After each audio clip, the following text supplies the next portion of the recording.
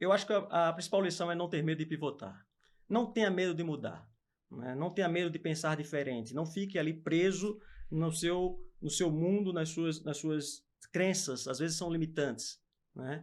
Então, seja para startar um negócio, seja para fazer ele crescer, nós precisamos ter uma visão de águia, né? Primeiro ponto que qualquer empreendedor deve considerar é que dor eu vou resolver. Não adianta você montar um negócio simplesmente, porque fulano está vendendo, eu também vou vender, fulano já fez, está dando certo, eu vou fazer tipo paleta mexicana, né? Isso. O cara tem um, todo mundo faz, né? Exatamente. Então, assim, não copie. A primeira coisa que você deve fazer é perguntar que dor. Eu acho que qualquer lugar, qualquer ambiente que nós tivermos, nós vamos encontrar dores. Você foi buscar a dor dos universitários. Exato. E também as suas dores Sim. de lavar roupa. Exato. Então, acho que primeiro é encontrar uma dor. Segundo é imaginar, tem outras pessoas com essa dor, né? Eu usaria esse serviço, esse produto, eu também usaria. Você tem que acreditar, não adianta você investir numa coisa que você não acredita, que você não usaria, né? E a partir daí, estruturar isso, sempre focado em o máximo que você puder automatizar, o máximo que você puder usar ferramentas e tecnologias que facilitem o teu trabalho, para que você possa pensar o estratégico disso, né? E aí, como o meu mentor, João também, que é meu mentor, né, me ensina bastante, fala bastante sobre isso, tentar trabalhar um ecossistema, né? Foi o que nós fizemos, né? Desenvolver outros negócios ali ao redor daquele negócio principal que possa agregar valor não só para o teu cliente, mas também para você, para o próprio negócio. Um conselho, né, para os empreendedores é nunca foquem no dinheiro, né? Nunca vão apenas pelo lucro. Eu acho que o lucro ele é uma consequência, ele é fundamental para as empresas, ele é fundamental. Eu costumo dizer que o lucro está para as pessoas jurídicas, assim como o A está para as físicas, para nós, né? Então há necessidade sim, mas isso não pode ser o objetivo principal. Eu acho que o objetivo principal deve ser soluções, né? Porque o lucro ele vai vir como consequência disso.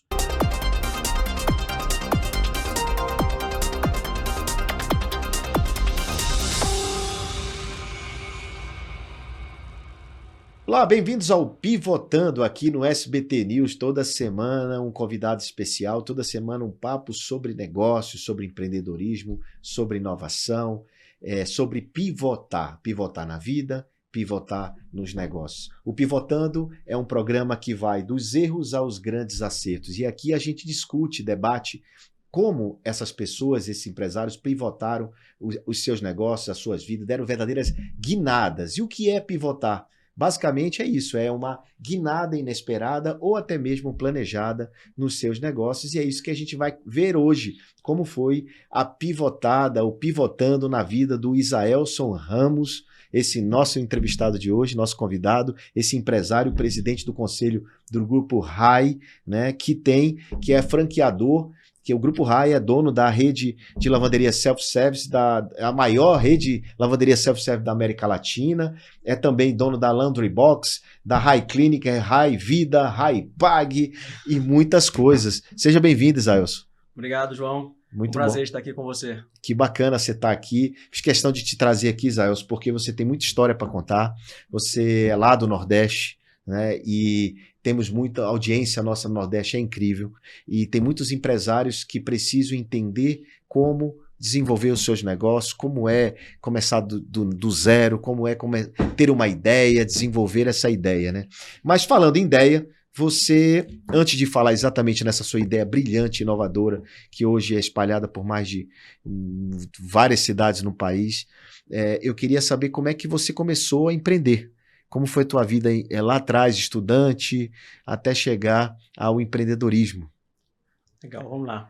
Eu nasci numa família, João, meu pai vigilante, minha mãe aposentada, se aposentou aos 28 anos com problema renal, aposentou muito cedo. E eu vim dessa família, são 2 irmãos, eu e irmã, e meus pais sempre investiram muito na educação, era a única coisa que eles podiam deixar para mim, mas sempre eu percebi neles o exemplo de empreendedorismo. Minha mãe sempre empreendeu em alguma coisa, sempre estava vendendo alguma coisa, meu pai também, e eu sempre quis, né, usar o empreendedorismo para mudar de vida, né? Não só a minha, mas também da minha família. Graças a Deus nunca nos faltou o básico, né? Mas os pequenos luxos nós não tínhamos, né? Meu pai, por exemplo, nunca conseguiu me dar uma bicicleta, né? Então, coisas assim... Isso em João Pessoa? Em João Pessoa, mas... João Pessoa, na Paraíba. Mas sempre estudei em colégio particular, e sempre fez questão de pagar, sempre teve esse cuidado com a educação. E aos 11 eu empreendi, comecei meu primeiro empreendimento, foi com um primo. Nós começamos fabricando pasta de limpeza de panelas. e ele pegava os potinhos de margarina e tirava, limpava, deixava lá sem nome, colocávamos um selinho, um lacre e vendíamos para as senhoras que queriam aquele. E tinha até uma boa aceitação, até que eu não precisava mais de ter os frasquinhos, né, os potes, porque eu já comecei a fazer uma logística reversa, né? As clientes já nos davam aquilo pronto. E aí veio aquela questão, agora eu já não precisava do sócio, começou a ter briga com o sócio e terminou que acabou. Acabou a primeira sociedade. A primeira sociedade. E ficaram as lições, né? Entender que, por exemplo, que um sócio ele tem que ser complementar. Né? Tem que haver complementariedade, necessidade um do outro. Eram dois vendedores. Eram dois vendedores, exatamente. Né? Outra coisa que eu aprendi muito também é custo. Né? Os custos do produto terminaram ficando...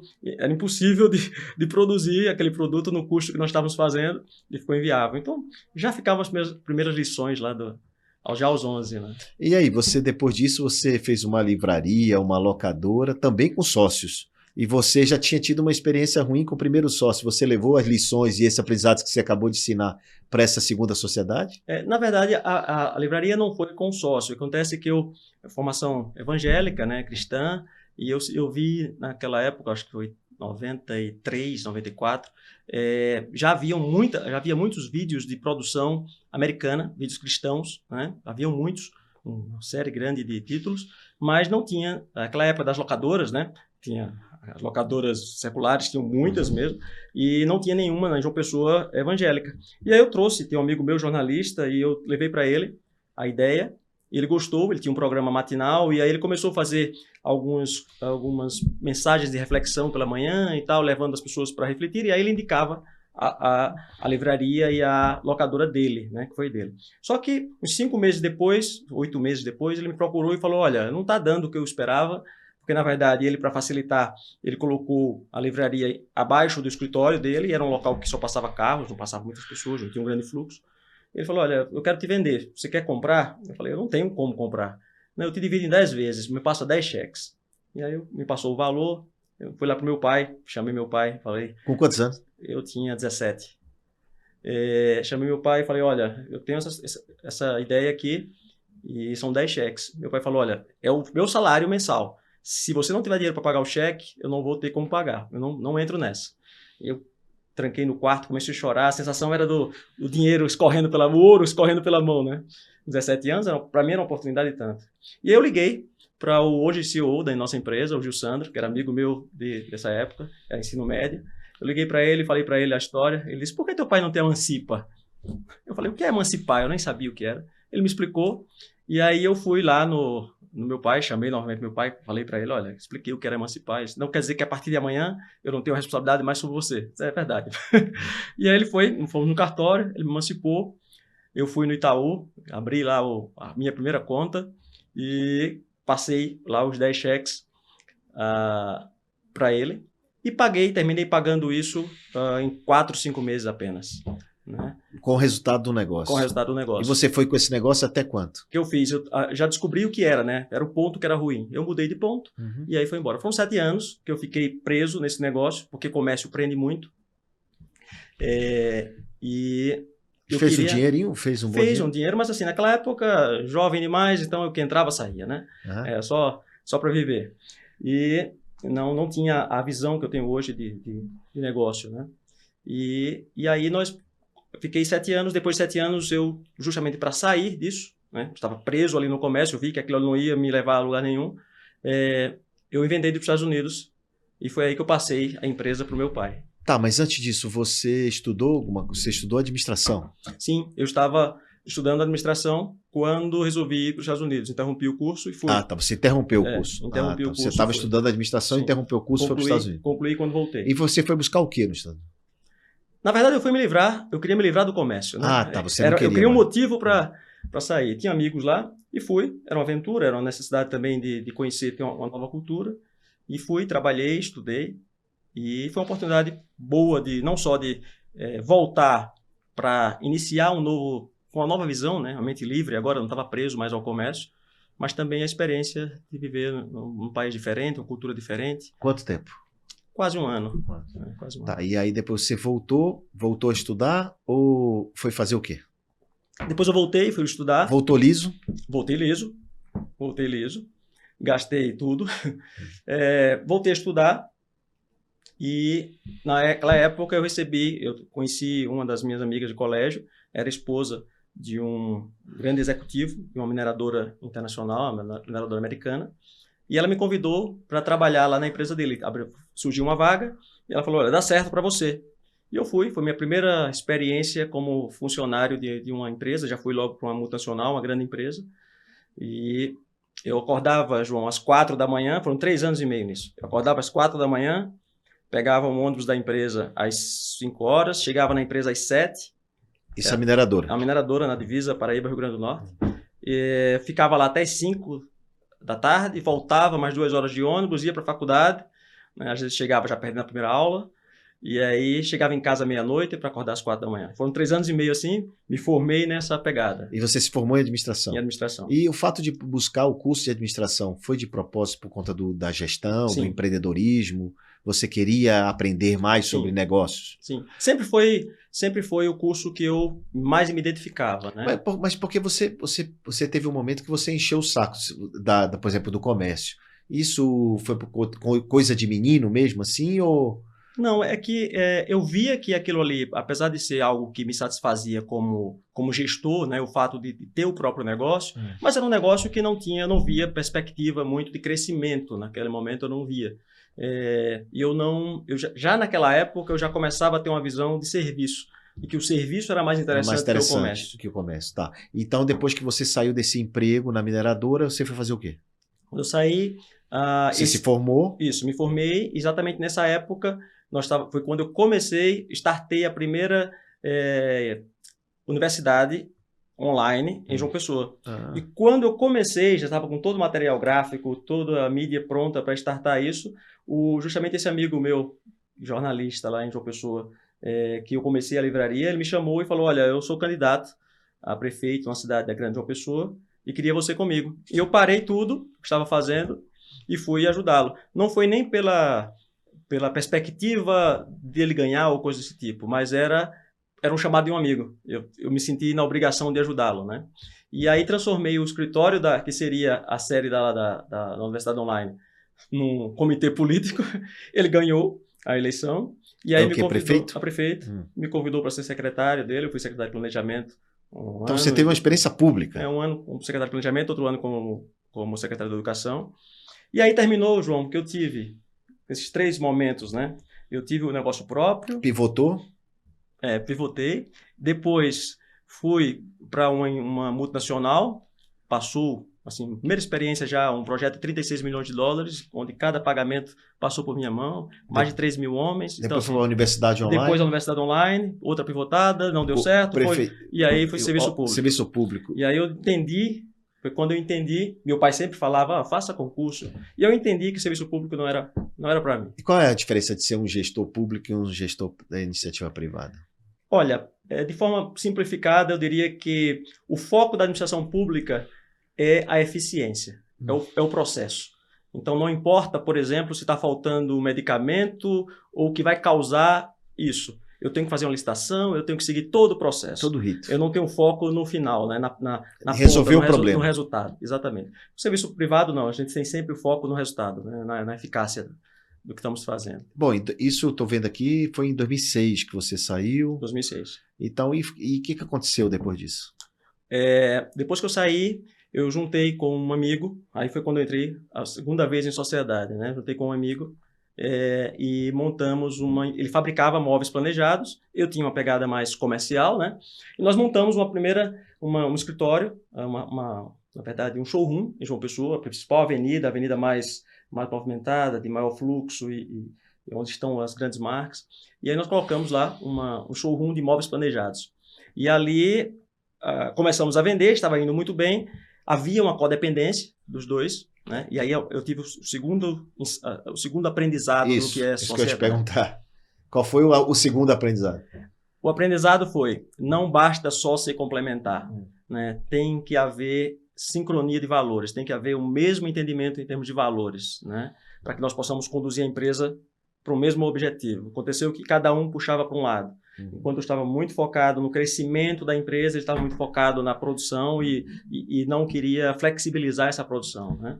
Eu já entendi ali que precisava haver um entendimento de jornada. Senão a empresa não ia crescer. Não iria crescer. E ela passou quanto tempo? Nós passamos quase 4 anos. Depois, aí fechou a empresa? E aí fechei a empresa. Tinha a opção, sim, de seguir sozinho, mas como tínhamos começado um negócio juntos, eu não quis fazer isso. E aí encerramos a empresa e aí eu transformei esse prédio, né, onde nós tínhamos, em um escritório de consultoria. Eu já estava formado, comecei a trabalhar com consultoria para empresas, para captação de recursos junto ao BNDES, Banco do Nordeste, e esses bancos públicos, né? E junto comigo veio o Jussandro. Foi quando juntos ficamos no mesmo escritório, ele trabalhando com a parte de contabilidade e eu trabalhando com consultoria. Certo, mas aí esse modelo de consultoria foi quanto tempo junto com o Jussandro? Nós ficamos juntos mais de 5 anos, 6 anos. E quando foi o time da descoberta do que é hoje a Lavanderia 60 Minutos? Nesse mesmo período, enquanto eu estava dando consultoria, eu ensinava. Você selecionava essa? Eu lecionava, eu fui professor por 10 anos, curso de administração. Porque a lavanderia ela só veio nascer em 2015, 2015, né? Exato. 2015. Na verdade, 2015 e 2016 foi o período que ela startou. E aí, foi quando eu fui morar só. E quando eu fui morar só, assim, morei com meus pais, meus avós faleceram, meus pais quiseram ir para o interior, e aí eu fui morar só, e aí foi quando eu vi o start, né, da necessidade que é a lavanderia, né, o custo que é lavar roupa fora de casa. Eu morava num apartamento pequeno, não tinha tanto espaço assim para máquina de lavar e tudo mais. Eu fui ver os custos, olha, é muito caro. Lavanderia eu lavo em casa ou lavo na lavanderia, muito caro. Lembrei, foi quando eu tive, recordei, né, a experiência nos Estados Unidos. Nos Estados Unidos. Que você lá nos Estados Unidos, você já tem muitos anos. Quando eu estudei lá, em 89, 88, eu já lavava assim. Já tinha, exato. Na verdade, tem mais de 70 anos. Foi logo no pós-guerra que surgiu a primeira lavanderia self-service nos Estados Unidos. Hoje já se fala em torno de 40 mil lavanderias self-service nos Estados Unidos. Então, assim, é um mercado gigante, né? E eu vi essa necessidade, vi que, como eu, outras pessoas também estavam com aquela dor. Tá, mas tinha alguma referência no Brasil disso? Não. Você teve a ideia... Como foi implantar um negócio que não tinha cultura para poder lavar roupa fora? Sim. Na verdade, nos anos 90, mais ou menos, houve uma das empresas que hoje ainda são players no mercado, fecharam todas as lojas, não deu certo, porque eles pegaram o Ipsiliter, o modelo americano, e trouxeram para o Brasil, e não vai funcionar assim. Não houve um entendimento de que o mercado era outro. Imagina que os Estados Unidos já estão lá na 4ª, 5ª geração usando aquele serviço lá, né? Então já passou. Meus avós já usavam, eu já estava usando. Meus avós já universidade você tem lá. Então já tinha essa cultura. No Brasil não, aqui no Brasil nós não tínhamos essa cultura. Então, como aconteceu, João? Eu tinha necessidade, sabia que precisava, né, daquele serviço, e como outras pessoas tinham aquela dor. E aí eu comecei o negócio de trás para frente. Eu fui logo para o ponto. Nós íamos passando, eu e o meu companheiro Iron, que é meu sócio também, nós íamos passando de carro e eu olhei um posto de combustível, um dos mais movimentados lá no bairro onde nós morávamos, uma loja pequena para alugar. Eu falei, dá certo ali, vamos lá. Fomos lá, alugamos a loja, sem ter nada. Eu não sabia por onde começar. Olha, vê que coisa, né? Ele foi logo direto pro ponto. Ele nem planejou, não sabia nem que máquina ele ia usar, nada. Exato. Mas eu vi que havia uma oportunidade ali muito, muito grande do ponto, porque até hoje o nosso negócio é apoiado num tripé: ponto, marketing, envolvimento do franqueado. Essas 3 coisas têm que andar juntas, né? É um tripé mesmo. E aí, quando eu vi o ponto, eu falei, olha, aqui vai dar certo. Era um bairro estudantil, próximo a 2 universidades, as 2 maiores universidades. Eu falei, vai dar certo aqui. Aluguei a loja e não tinha dinheiro para montar. Não tinha como montar. Nem você, nem seu sócio. Não tínhamos dinheiro para montar. Eu ganhava, na época, R$ 1.500 como professor. Professor no Brasil, você sabe a dificuldade que é. A consultoria não tinha vingado? Não, a consultoria, que aconteceu? Os bancos começaram a facilitar o processo, desburocratizar. Então já não precisava mais do consultor. Ah. O empresário recebia lá umas planilhas que ele preenchia e dava entrada no projeto. Então não havia mais necessidade, né? Só projetos muito grandes. O nosso foco era micro e pequena empresa, então não tinha lá grandes projetos. Isso. Então estávamos lá. O Iron me ajudava, trabalhava mais na parte de marketing, fazia algum material gráfico e tal. E nós não tínhamos lá esse recurso para comprar as máquinas. E aí, João, foi uma coisa interessante, que eu sempre digo que eu não acredito, eu já vi muitos empresários, grandes histórias, e todos falam do acaso ou das coincidências, né? Eu não acredito no acaso nem nas coincidências. Eu acredito que quando Deus quer abençoar alguém, ele abre as portas, ele vai ali e ajuda. E o que acontece? Eu nunca pedi isso, mas aconteceu, tinha que acontecer, né? Deveria acontecer.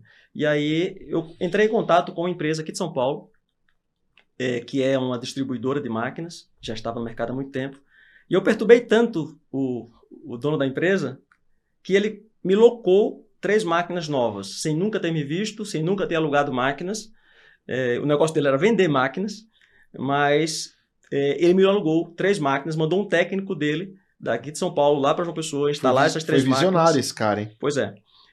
E me alugou essas 3 máquinas e nós começamos o negócio. Não, mas não era autosserviço, né? Já era autosserviço. Mas como é que pagava? E aí é o problema. Nós não tínhamos automação, né?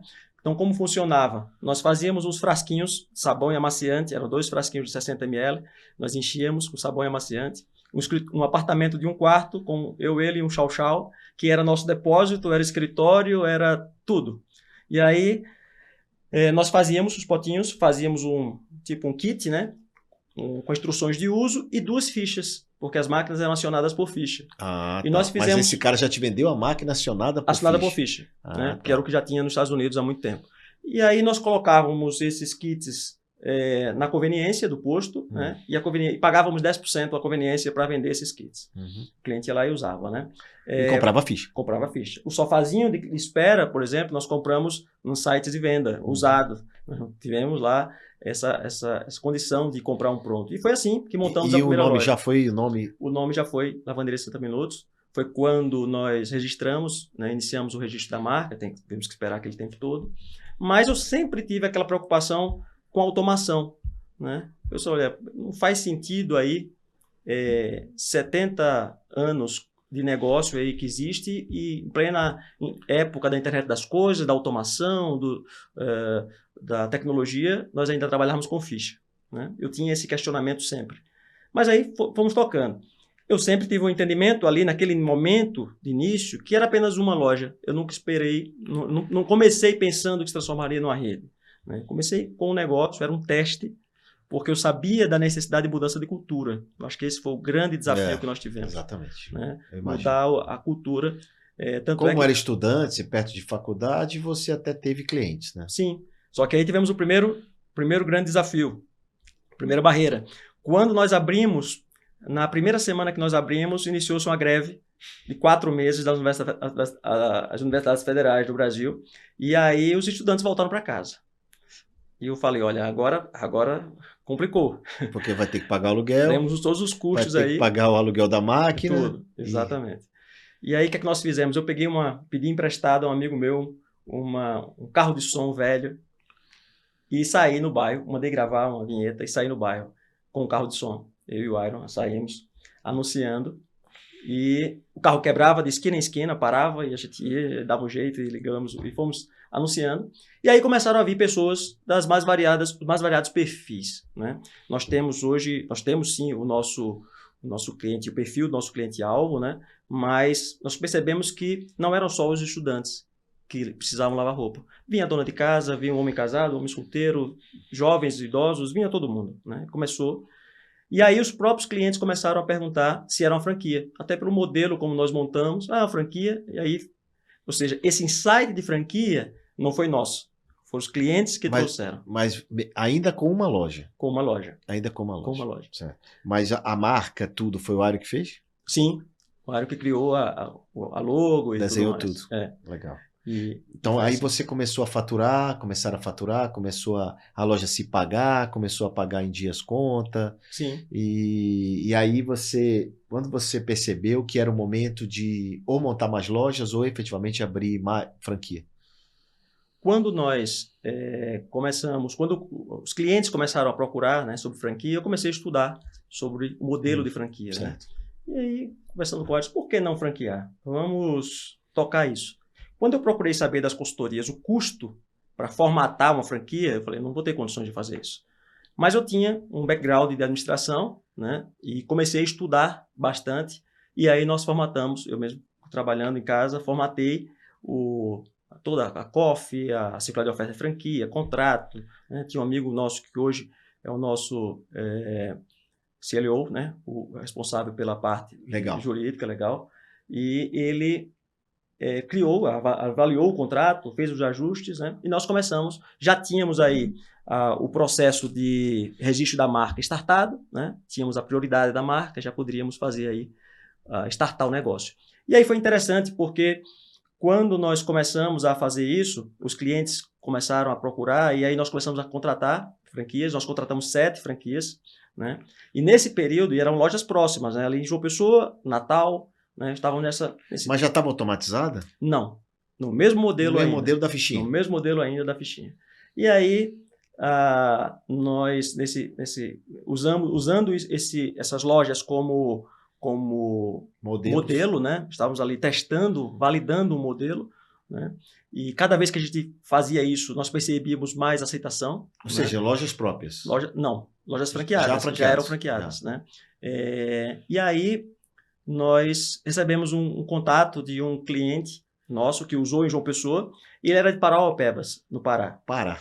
É uma cidade onde está a Serra de Carajás, onde está lá a Vale do Rio Doce, a mineradora. Então, aquela cidade ela vive no meio do nada, é uma cidade, é uma lareira no meio da mata, né? E ele falou, olha, eu quero levar para Parauapebas. Eu fui ver, eu falei, vamos lá, eu vou lá. Eu falei, eu vou lá na cidade. Quando eu fui para o Street View para ver, não existia Street View na cidade, eu não conseguia ver a cidade. E quando eu fui ver passagem para lá, era mais caro ir para Miami do que para Parauapebas. É 2 voos por dia, aliás, por semana que tinha. E eu fui para Parauapebas, vi lá a cidade, montamos a primeira loja lá, Parauapebas. E aí eu falei, olha, se deu certo em Parauapebas, dá certo em qualquer lugar do Brasil. Mas ainda em fichinha. Ainda em ficha. E aí, foi até quando? Até quando com ficha? Olha, 2, 3 anos depois? Até 2 anos. 1 ano e meio, 2 anos. Porque para poder você automatizar do jeito que é hoje, você teve que investir em muita tecnologia, né? Sim. Hoje o grupo é totalmente focado nisso, né? Sim. Aí você vai numa loja de 60 minutos, é tudo automatizado. Tudo automatizado.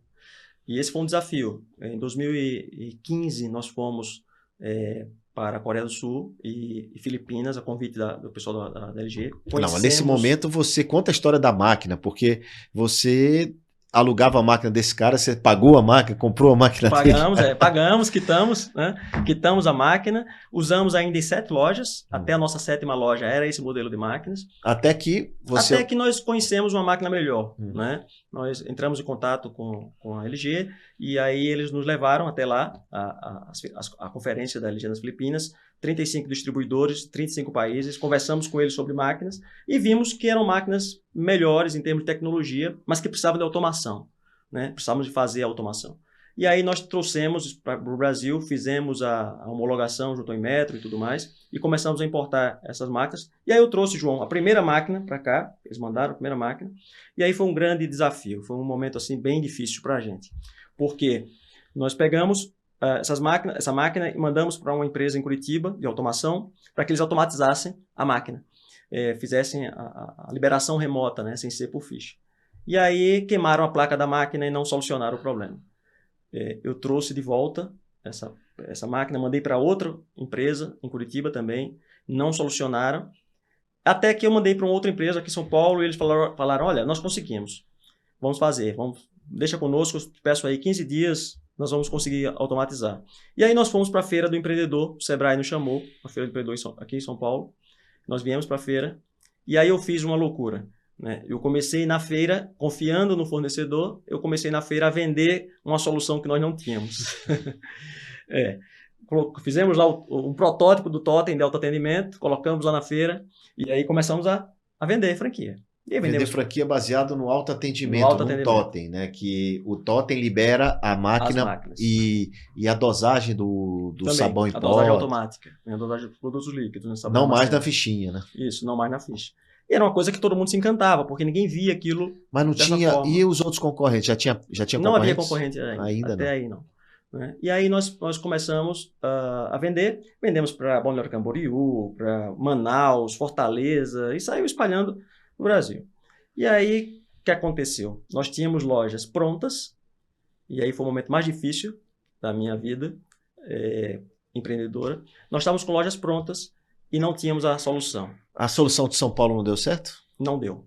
Eles não Caramba. conseguiram automatizar. E eu peguei as máquinas de volta, levei para João Pessoa, e aí eu amanheci, acordei. Uma das coisas que mais me afeta é me sentir o causador de prejuízo a outro. Alheio. Né? Se tinha impotente em resolver. Isso para mim é a coisa mais difícil de superar. E aí eu lembro que eu acordei pela manhã, fui tomar banho, e eu estava no banho, tomando banho e chorando pela situação. Fazia 3 meses que eu tinha uma loja pronta em São Bernardo, aliás, Santo André, e felizmente era um franqueado muito tranquilo, e eu estava desesperado, sem saber o que fazer. E aí eu falei, em oração lá a Deus, eu falei, olha, eu não aguento mais, isso aqui eu nunca pedi isso, está acontecendo, as coisas começaram a dar certo e agora começaram a dar errado, está nas tuas mãos, o negócio não é meu. Entreguei mesmo a Deus assim, é como se fosse um desapego do negócio, né? Eu acho que aquele momento para mim ajudou muito, porque eu me desapeguei do negócio, falei, olha, não é mais comigo. E fui para uma reunião que eu tinha com o coordenador do curso de automação da Universidade Federal, em João Pessoa, foi uma reunião com ele. Quando eu fui conversar com ele, ele estava assoberbado de projetos, estava indo para os Estados Unidos apresentar um novo projeto, estavam trabalhando com a Rede LoRa, que estava começando a parte de transmissão de dados e tal.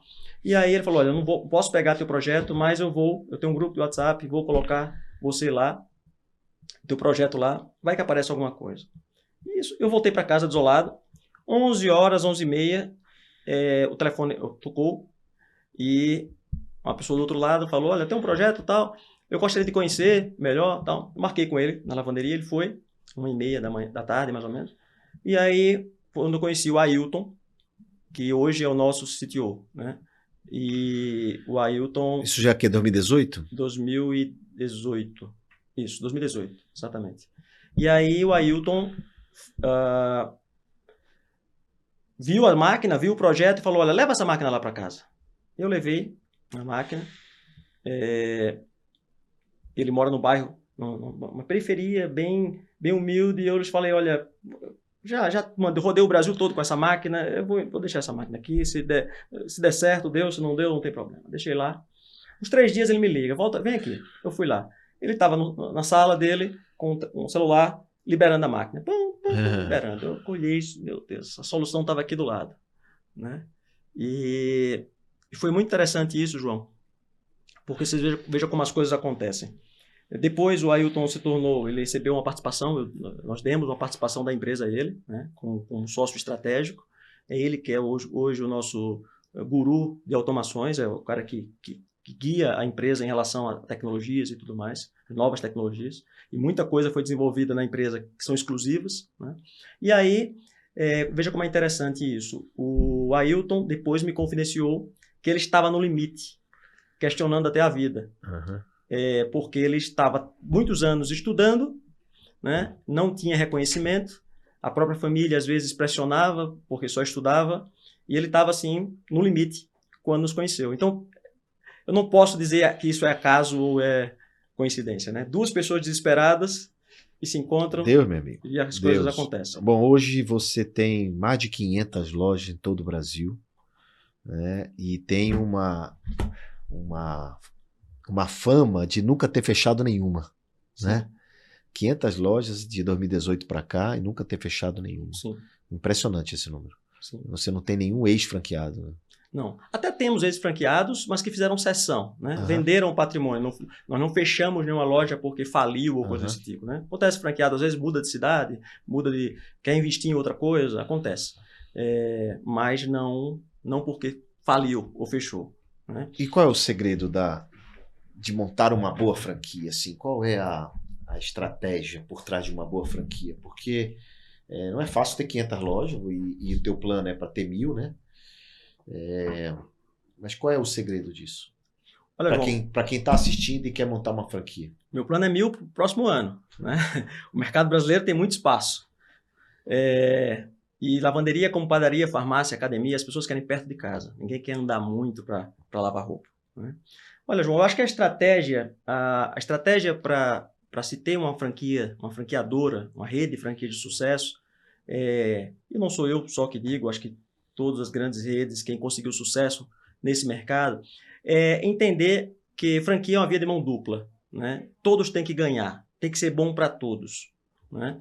E quando eu falo todos, são todos stakeholders mesmo. Não é só o franqueado, mas também o cliente lá na ponta tem que perceber valor, o franqueado tem que perceber valor, a franqueadora tem que perceber valor, né, os fornecedores, tem que haver um entendimento ali conjunto. Isso só é possível quando há um compromisso. Eu costumo dizer que eu tenho 2 momentos ali na hora que eu assino um contrato. Eu tenho uma alegria imensa, mas também é mais uma responsabilidade de fazer um novo negócio dar certo. Muitas vezes são franqueados pessoas que nunca empreenderam, né? Ex-funcionários públicos que se aposentaram, ou pessoas que são profissionais liberais, né? Que estão confiando a você a responsabilidade de fazer dar certo um novo negócio. Eu costumo dizer que o negócio é do franqueado, mas a franqueadora é quem vende a receita do bolo, né? Eu costumo falar muito sobre isso, né? A franqueadora ela passou muito tempo ali trabalhando para desenvolver uma receita que desse certo, né? E agora todo mundo que come a fatia do bolo não quer só a fatia do bolo, ele quer saber como fazer, né? E aí é o momento que a franqueadora vai ter o seu retorno.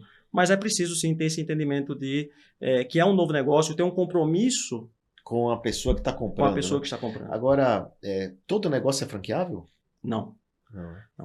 Todo negócio não é franqueável. Eu acho que todo negócio ele pode ser adaptável para uma franquia. Certo. Né? Tem coisas que não dá. Por exemplo, quando você trabalha com negócios que são onde o empreendedor é ele, toda a tecnologia ou todo o conhecimento só ele detém. Por exemplo, um artista. É difícil franquear, né? Mas eu acredito que boa parte dos negócios são franqueáveis, e no Brasil, assim, agora que está tomando corpo, né, as franquias cada vez mais, a gente vê um crescimento muito grande, eu acho uma forma excelente, mas é preciso também avaliar, por exemplo, o que dizem os clientes dessa marca. Exatamente. Qual o diferencial competitivo? Se é replicável esse modelo, se você consegue replicar esse modelo, né? O que dizem dessa franqueadora? O que dizem né? da franqueadora. Os franqueados estão satisfeitos? Qual o percentual de franqueados que tem mais de uma loja? Isso é um indicador importante de saber. Você tem esse bom percentual? Sim, nós temos mais da metade dos franqueados com mais de uma loja. Mais de uma loja. Nós temos hoje mais de 1 milhão de clientes, né? Somos... Clientes que usaram a lavanderia. Sim, que usaram e usam. E olha aí, cara, e não só tem a 60 Minutos, tem pelo menos umas 10 outras, né? Surgiram várias, pelo menos umas 10 outras, mas você é maior, disparado. Sim. Agora, qual é o seu diferencial em relação ao mercado? Assim, o que você entrega mais que os outros? Você tem um sabão diferenciado, você tem... O que é? A máquina que é exclusiva? Eu soube que você é um dos maiores vendedores de LG do país. Na América Compradores, Latina. Né? Somos a maior distribuidora na América Latina e o 7º no mundo. Uau. Né? E o mercado que não existia, fomos nós que fomentamos isso. Né?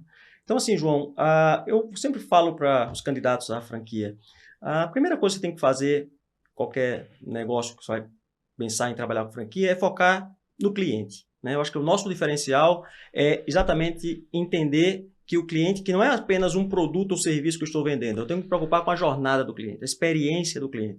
Desde o primeiro contato com a empresa até o pós-venda, que na verdade não existe pós, é sempre uma nova venda. Né? Eu acho que essa preocupação nós temos desde o início. Nós somos hoje, você veja, tem 1 milhão de clientes, mais que isso. E nós temos um selo RA1000, por exemplo, Reclame Aqui. Você sabe que quem vai para o Reclame Aqui fazer uma reclamação já vai com alguma chateação. Já vai ali, ele não conseguiu por outros meios. E nós temos isso hoje, a melhor nota de todas as lavanderias do Brasil no Reclame Aqui. Estamos concorrendo agora ao prêmio de melhor empresa de serviço do ano. Só tem uma lavanderia concorrendo, é a nossa. E é o serviço, autosserviço, né? Autosserviço. Autosserviço. O cara entra lá e faz tudo sozinho. Tudo né? só.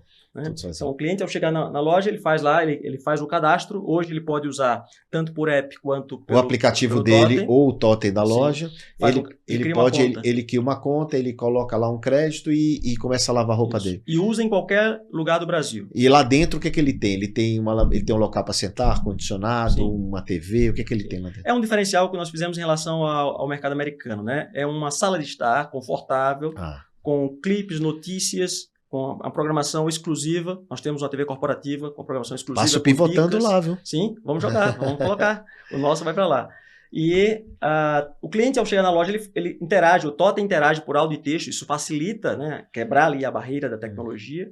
Né? Temos aí, hoje nós conseguimos, por exemplo, tecnologias exclusivas que nós desenvolvemos, né?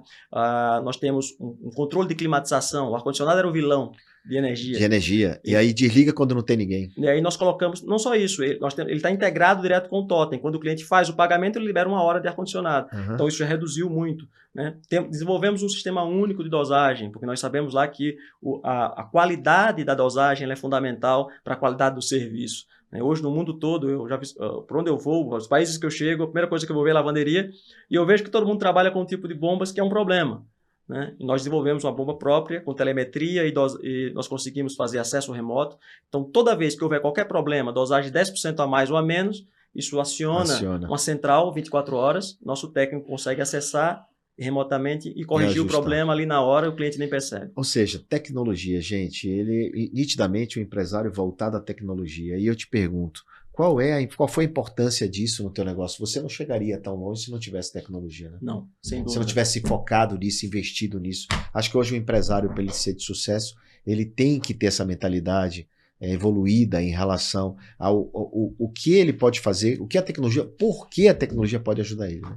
Principalmente por quê, não é isso? Sim, com certeza. Por que, como, né? Quando nós... Até 52 lojas, João, desde o início nós tínhamos tanta preocupação com isso, né?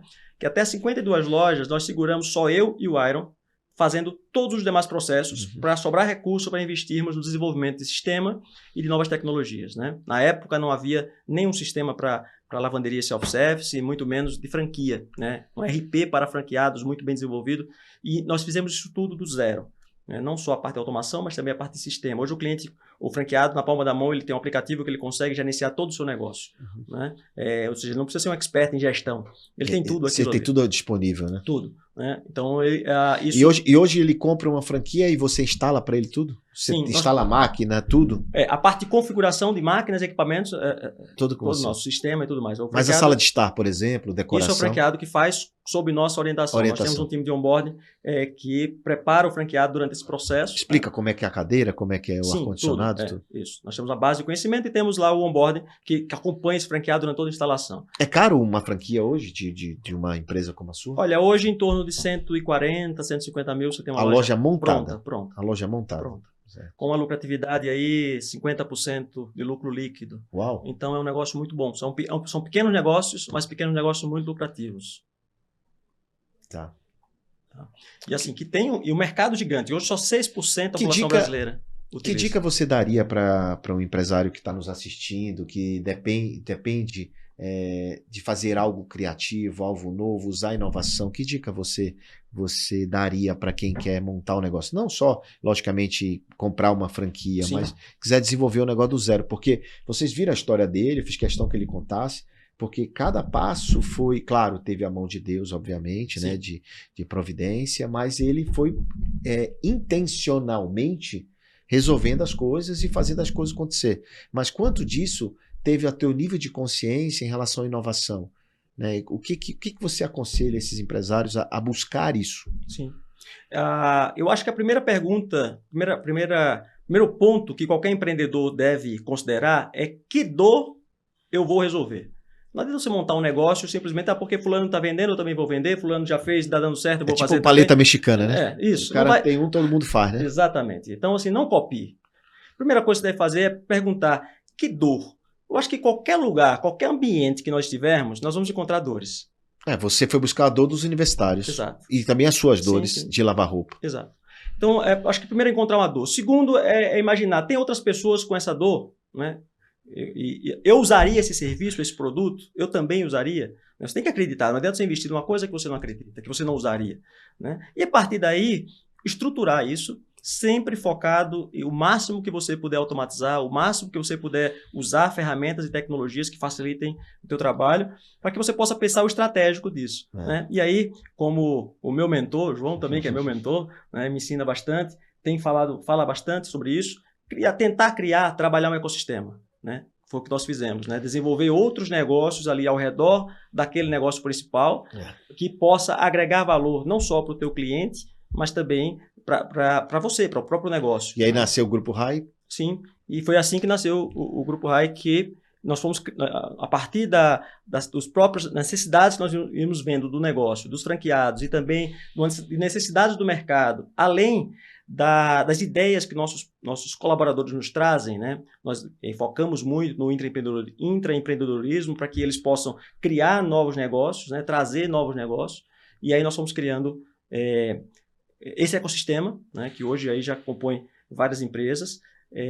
E outra coisa que eu penso... E elas trazem receita também da mesma forma?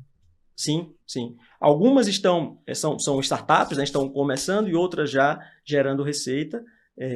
Em mercados diferentes, é muito importante também haver não só sincronia, mas também você atuar em mercados complementares, né? E eu acho que o grande ensinamento que eu poderia deixar, se fosse o caso, né, deixar um conselho, né, para os empreendedores, nunca foquem no dinheiro, né? Nunca vão apenas pelo lucro. Eu acho que o lucro ele é uma consequência, ele é fundamental para as empresas, ele é fundamental. Eu costumo dizer que o lucro está para as pessoas jurídicas, assim como o A está para as físicas, para nós, né? Então há necessidade, sim, mas isso não pode ser o objetivo principal. Eu acho que o objetivo principal deve ser soluções, né? Porque o lucro ele vai vir como consequência disso. Se você se você cria uma solução, e como nós fizemos, nós criamos uma demanda que não existia, né? Havia uma demanda reprimida. Então, eu acho que se você foca nisso, consegue sim, com certeza, atrair riqueza e atrair novos negócios e crescer. Celso, você com o Grupo RAI, você chegou num ponto, né, que está um grande faturamento, uma grande estrutura, a maior lavanderia self-service do país, só que chegou um momento que você decidiu deixar a presidência da empresa, né? E qual foi o gatilho que fez você largar tudo e deixar isso na mão de outras pessoas? O que te motivou a fazer isso? Eu falo isso porque tem muito empresário que está aqui nos assistindo assim, eu vou não largar minha empresa, a minha empresa é minha, esse negócio é meu, né? E você fez isso, cara. Fala um pouco sobre isso.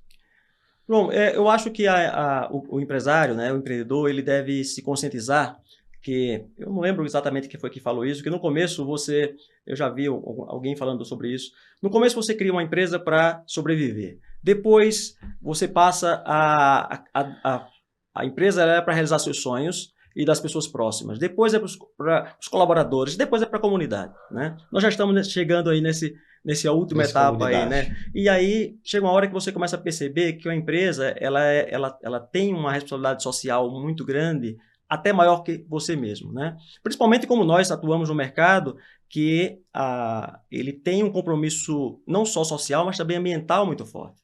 Né? Porque você economiza muita água, sim, muita energia, né? Sim, você imaginar, João... Das lavanderias de casa, né? Sim, você imagina, por exemplo, que um casal, recém-casado, uma pessoa vai morar só, uma pequena família, uma das coisas fundamentais é comprar uma máquina de lavar. Ela vai ter uma vida útil ali de 3, 4, 5 anos, no máximo. Né? Ela consome, por cada ciclo de lavagem, 150, 180 litros de água.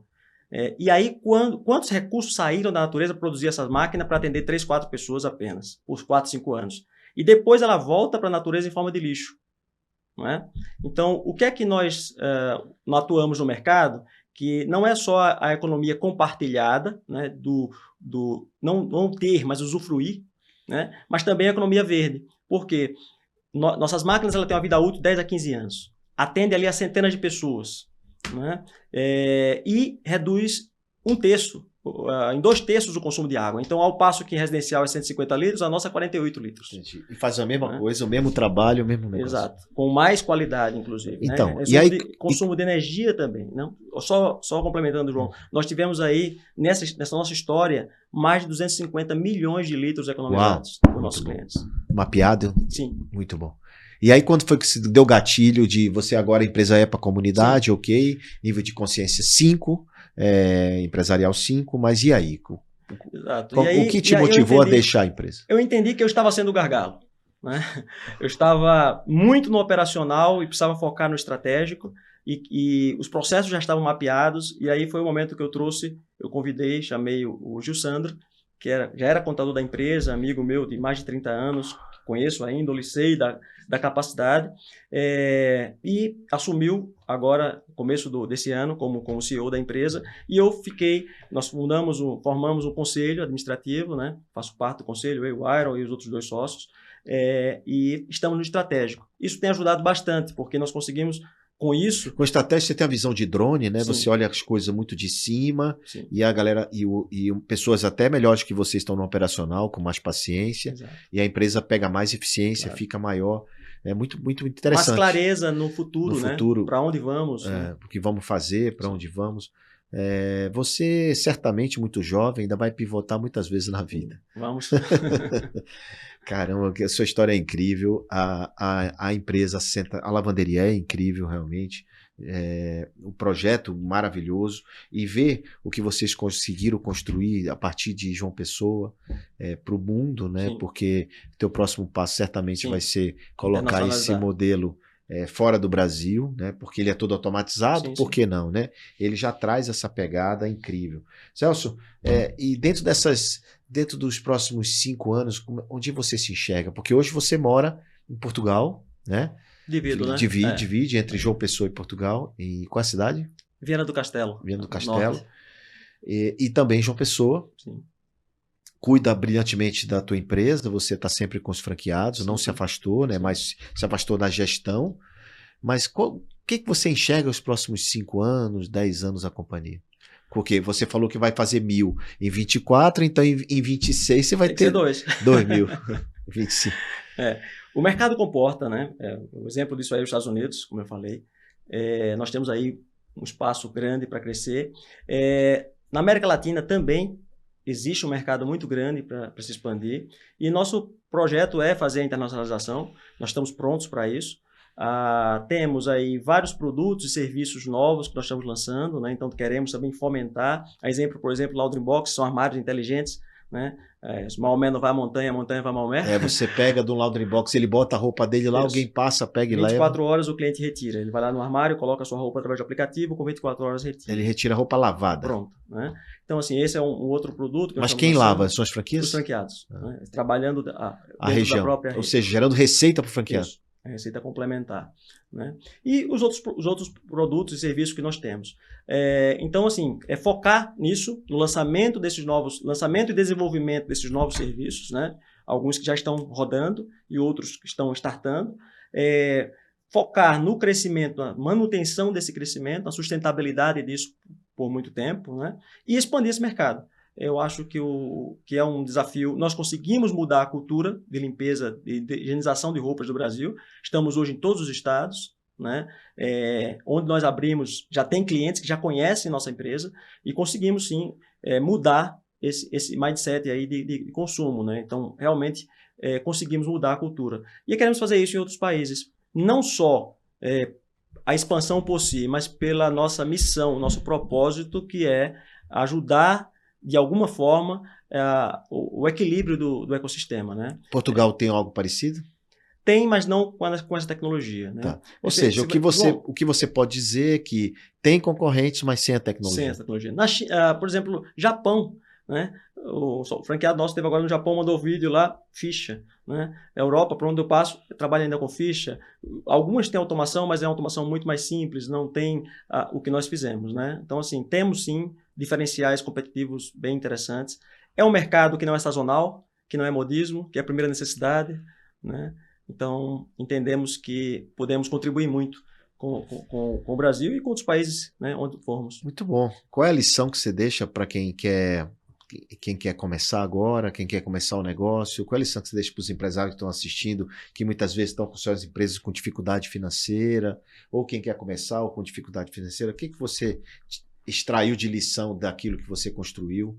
Porque você já passou por esses dois momentos. Sim. Já começou sem saber o que fazer e já passou por dificuldade.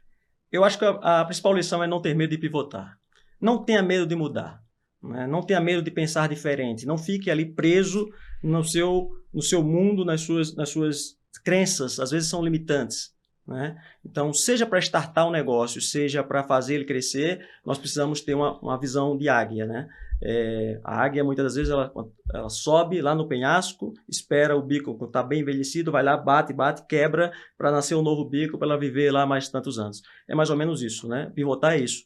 É você dizer, olha, se eu for aqui, do jeito que eu estou, eu não vou chegar no meu objetivo.